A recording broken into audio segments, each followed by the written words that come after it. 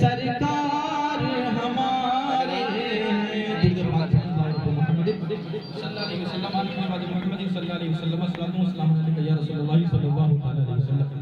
मुश्किल थे रास्ते आसान हो गए, मुश्किल थे रास्ते आसान हो गए, दुश्मन ये देखकर हैरान हो गए। मुश्किल थे रास्ते आसान हो गए, दुश्मन ये देखकर हैरान हो गए। और रखा मेरे नबी ने दुनिया में जब कदम, पत्थर भी कलमा पढ़ के मुसलमान हो गए। रखा मेरे नबी ने दुनिया में जब कदम, पत्थर भी कलमा पढ़ के मुसलमान हो गए। और एक हिंदू शायर है जिसने कहा था कि रात भर रोया हूँ पढ़कर दास्ताने करबला। सुभान अल्लाह। रात भर रोया हूँ पढ़कर दास्ताने करबला, मैं तो हिंदू ही रहा आंखें हुसैनी हो गई। मैं तो हिंदू ही रहा आंखें हुसैनी हो गई। मैं तो हिंदू ही रहा आंखें हुसैनी हो गई। और एक शायर कहते हैं कि हुसैन यूं ही नहीं सर कटा के सोए, हुसैन यूं ही नहीं सर कटा के सोए हैं, ज़माना सोया था उसको जगा के सोए हैं। हुसैन यूं ही नहीं सर कटा के सोए हैं, ज़माना सोया था उसको जगा के सोए हैं। और बदन हुसैन का है फातिमा की चादर पर। बदन हुसैन का है फातिमा की चादर पर, जमीन पे अर्शे मोहल्ला बिछा के सोए हैं, जमीन पे अर्शे मोहल्ला बिछा के सोए हैं। और आला हजरत के मंगले भाई उस्ताद दमन अल्लामा हसन इरशाद फरमाते हैं, दिल दर्द से बिस्मिल की तरह लौट रहा हो, दिल दर्द से बिस्मिल की तरह लौट रहा हो, सीने पे तसल्ली को तेरा हाथ धरा, सीने पे तसल्ली को तेरा हाथ धरा हो। और मंगता तो है मंगता कोई शाहों में दिखा दो, मंगता तो है मंगता कोई शाहों में दिखा दो, जिसको मेरे सरकार से टुकड़ा न मिला हो, जिसको मेरे सरकार से टुकड़ा न मिला हो। और ढूंढा ही करे सदरे कयामत का दिन कितना सख्त दिन है। सूरज अपनी पूरी तवानाई के ऊपर है, आवाज देने वाला आवाज देगा, फंताज़िर यौमा अय्युहल मुजरिमून, ऐ मुजरिमों अलग हो जाओ।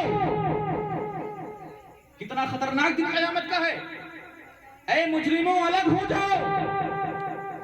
आज तुम्हें कोई पूछने वाला नहीं है। फिर जब तमाम उम्मती मुस्तफा जान रहमत की बारगाह में जाएंगे, मेरे आका अपना दामने करम फैला देंगे, दामने करम फैला देंगे, तमाम उम्मती मुस्तफा के दामन में आ जाएंगे। अब एक दुनियावी मिसाल से आपको समझाना ये चाहता हूँ कि जब छोटा सा बच्चा होता है वो शरारत करता है बहुत ज्यादा, फिर बड़ा होता है, उसके बाद जब शरारत करता है तो बाप कहता है, बेटा अब तो तुमने शैतानी करी है, मगर आइंदा शैतानी करी तो अच्छा नहीं होगा। फिर बच्चा वही गलती करे तो बाप कहता है, बेटा अब शैतानी करी है मगर आइंदा ख्याल रखना। फिर बच्चा गलती करे तब बाप कहता है, बेटा अब तुम्हारी खैर नहीं है, क्योंकि अब समझाने की इंतहा हो गई है, अब तुम्हारी खैर नहीं। बच्चा दौड़ा दौड़ा मोहल्ले गली कूचे में भागता हुआ नजर आता है, बाप पीछे डंडा लेकर दौड़ा रहा है।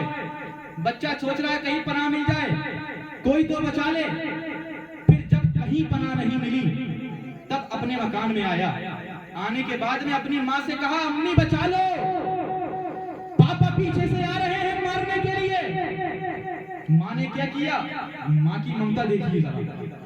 माँ ने क्या किया, चारपाई पर बच्चे को लिटाला, लिटालने के बाद में अपना दामन या अपना दुपट्टा उस पर डाल दिया और कहा, सो जा। बच्चा लेट गया।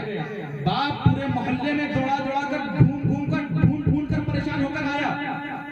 जब घर में आया तो देखा कि बच्चा जिसको पूरे जहान में ढूंढा कहीं नहीं मिला, माँ के आंचल के नीचे सोया हुआ है, माँ के आंचल के नीचे लेटा हुआ है। बाप कह रहा है, निकल बाहर। माँ कह रही है, हिम्मत हो तो निकाल के दिखा दो। ये दुनियावी बात है।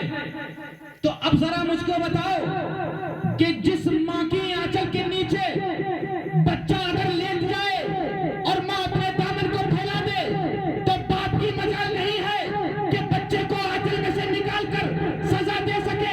तो कयामत का दिन होगा, नफ्सा नफ्सी का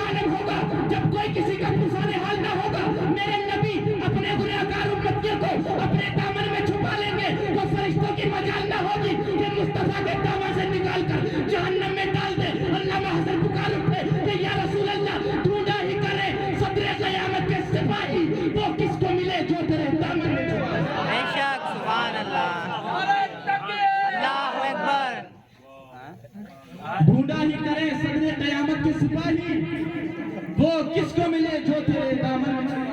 और एक बात और सुन लें, पानीपत में एक बुजुर्ग हैं जिनका नाम है बू अली शाह कलंदर। क्या नाम है? दूर से बोले। बू अली शाह कलंदर, नाम सुना होगा। उनका मज़ार है पानीपत के अंदर। तो उनके बारे में किताबों में आता है कि जब वो अपनी माँ के पेट में थे, अपनी माँ की शिकम में थे, तो उनकी माँ कुरान पढ़ती थी, सुभान अल्लाह, बहुत ज्यादा कुरान पढ़ती थी। इमाम गजाली फरमाते हैं जब बच्चा अपनी माँ की शिकम के अंदर होता है तो माँ अगर नमाजी होती है तो बच्चा भी नमाजी होता है, माँ रोजदार होती है तो बच्चा भी रोजदार होता है। इमाम गजाली फरमाते हैं अगर जब बच्चा अपनी माँ की शिकम में हो और माँ 5 वक्त की नमाज के साथ साथ तहज्जुद की नमाज की पाबंदी करे, तो फरमाते हैं मेरा दिल कहता है उसका होने वाला बच्चा बड़ी जरूर बनेगा। तो उनके बारे में आता है कि जब वो अपनी माँ के शिकम में थे और जब वो दुनिया में तशरीफ लाए तो बहुत ज्यादा रोते थे, बहुत रोते थे। बाप चुपाता था, नहीं खामोश होते थे। माँ खामोश कराने की कोशिश करती थी, नहीं खामोश होते थे, बहुत ज्यादा रोते थे। एक महीने के बाद में उनके मकान के पास से एक अल्लाह के वली का गुजर हुआ। अल्लाह के वली उनके मकान के पास से गुजरे और उन अल्लाह के वली ने उस बच्चे के रोने की आवाज को पहचान लिया। वली वली को पहचान लेता है, पहचान लिया कि अल्लाह का वली रो रहा है। मकान में गए, जाने के बाद में कहा घर वालों मुबारक हो, तुम्हारे घर में अल्लाह का वली तशरीफ लाया। घर वालों ने कहा अल्लाह का वली कैसे है? अरे जब से पैदा हुआ तब से रो रहा है, जब से पैदा हुआ है तब से रो रहा है, ये अल्लाह का वली कैसे हो सकता है? उन्होंने कहा अच्छा नहीं छुपा, 1 महीने से रो रहा है, मेरे पास लाओ। जब बच्चे को उन अल्लाह के वली की बारगाह में लाया गया, गोद में लिया और एक कान में कुछ पढ़ के दम कर दिया, दूसरे कान में कुछ पढ़ के दम कर दिया, बच्चा खामोश हो गया। तमाम घर वाले ताज्जुब में पड़ गए कि जो बच्चा बाप के चुपाने से ना खामोश हुआ, माँ के खामोश कराने से ना खामोश हुआ, रिश्तेदार के खामोश कराने से ना खामोश हुआ, इन्होंने कुछ पढ़ा और बच्चा खामोश हो गया। तो किसी ने पूछा हजरत बताइए आपने क्या पढ़ा था? तो बोले जब ये अपनी माँ के शिकम में था और इसकी माँ हाफिज कुरान है, सुभान अल्लाह, इसकी माँ हाफिज कुरान है, इसकी माँ ने इतना कुरान पढ़ा, इतना कुरान पढ़ा, इतना कुरान पढ़ा कि इसकी रूह की ग़िज़ा कुरान बन गया। और जब ये दुनिया में आया, इसकी माँ नापाक हो गई, इसको इसकी ग़िज़ा नहीं मिली, तो ये रोने लगा। फरमाते हैं मैंने इसके एक कान में कुरान की आयत एक पढ़ दी, दूसरे कान में कुरान की एक आयत पढ़ दी, बच्चा खामोश हो गया। अब फिलीपीन के सुन्नी मुसलमानों, शादी मियां की मोहब्बत को अपने दामन में बिछाने वालों, आला हज़रत की मोहब्बत के साए में पलने वालों, गरीब नवाज की मोहब्बत को अपने दिलों में बिठाने वालों, गौसे आज़म की मोहब्बत का प्रचार करने वालों, इमाम हुसैन की शान में महफिल मिलाद को सजाने वालों, अब जरा मुझको बताओ कि जिसकी माँ हाफिज कुरान हो, अपने बच्चे को कुरान सिखा दे तो बच्चा बू अली शाह कलंदर बन जाता है, तो जिसे फातिमा कुरान सिखा दे वो बच्चा बड़ा होकर के हुसैन बन के करबला के मैदान में सर को कटाकर नेज़े पर चलकर कुरान की तिलावत फरमा देता है। तो मुझे बताओ कि जब हुसैन की अज़मतों का ये आलम है तो मुस्तफा जान रहमत की अज़मतों का है।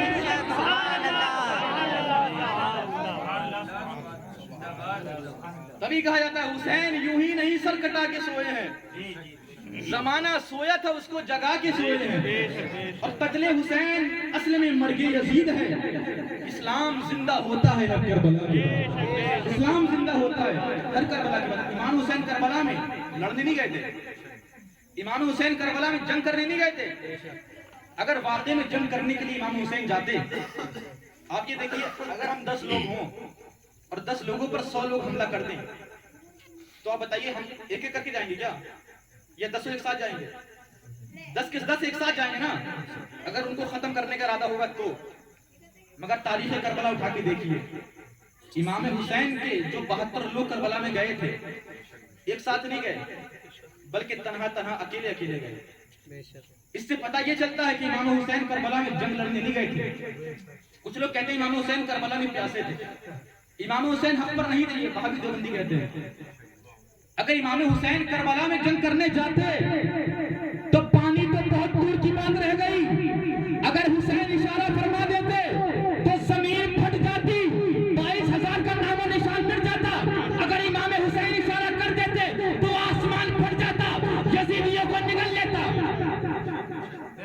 जंग करने नहीं गए, अगर हुसैन इशारा फरमा देते तो नहरे फुरात का पानी खुद चलकर इमाम हुसैन के खेमे तक आ जाता।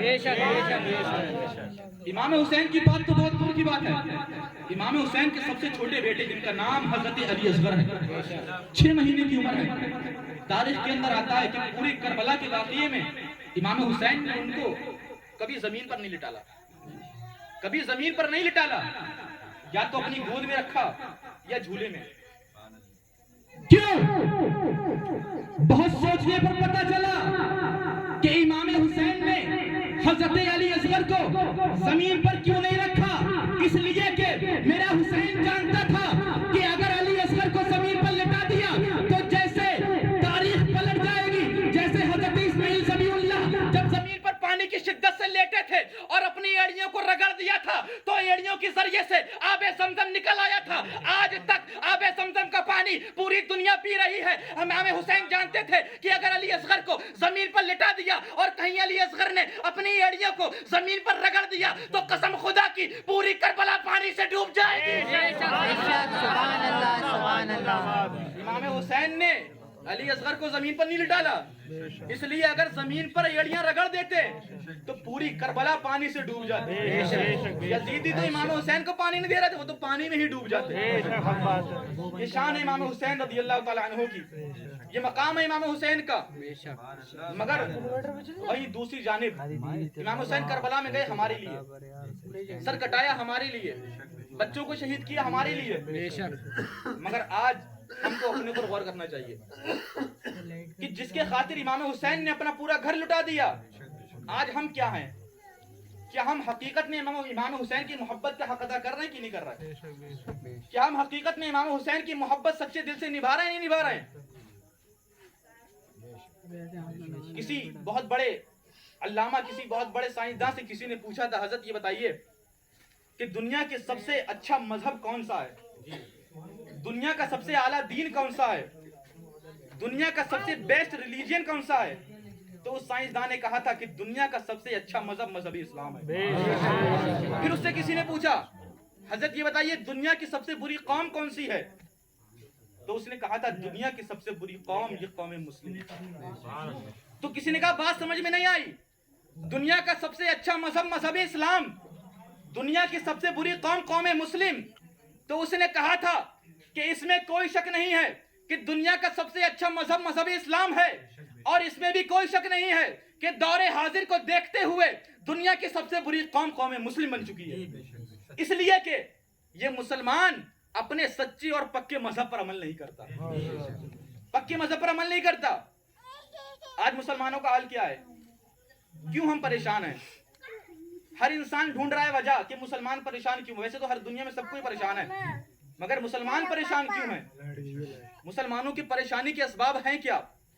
तो एक इंसान खड़ा होता है, खड़े होकर कहता है कि मुसलमानों की परेशानी के असबाब ये हैं कि मुसलमानों के पास में तालीम की कमी है। कोई खड़ा होता है, खड़े होकर कहता है मुसलमानों की बर्बादी के सबब ये है कि मुसलमानों के पास में असलहा नहीं है। कोई खड़े होकर कहता है मुसलमानों की बर्बादी का सबब ये है मुसलमानों के पास